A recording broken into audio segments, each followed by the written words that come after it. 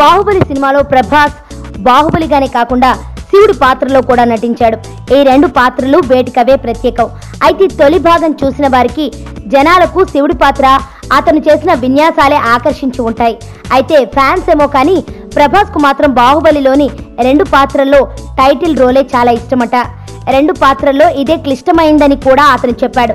శివుడి పాత్ర చేయడం చాలా సులువు, ఎందుకంటే ఆ పాత్రలో ఏం చేసినా, ఎలాంటి హావభావాలు ఇచ్చినా, ఎలాంటి బాడీ లాంగ్వేజ్ ఉన్నా పర్వాలేదు.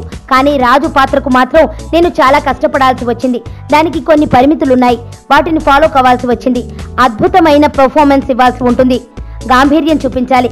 మేము రెండు పాత్రల మధ్య వైరుధ్యం ఉండాలని భావించాం.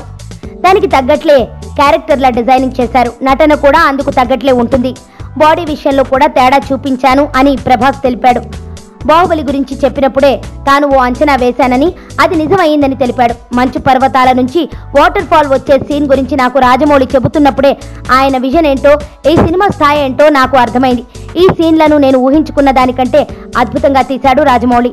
హాలీవుడ్ చిత్రాల్లో కంటే బాగుంటుంది ఈ సీన్. ఇలాంటివి తీయడం ఆయనకు మాత్రమే సాధ్యమని ప్రభాస్ తెలిపాడు. నా పేరు ధనుష్ రిషి. అందరూ ముద్దుగా దరి దరి అని పిలుస్తుంటారు. దేవుడికి నా పైన ఉన్న క్లారిటీ, నా బ్యాడ్ లక్ ఉన్న గ్రావిటీ నాకు చిన్నప్పుడే అర్థమైంది. నా లైఫ్లో లక్ ఫ్యాక్టర్ రాంగ్గా ఉండొచ్చు, కానీ లవ్ ఫ్యాక్టర్ మాత్రం చాలా స్ట్రాంగ్గా ఉంది. ఒక మనిషి చేయి చూసి తన జాతకం మొత్తం చెప్పేయగలను.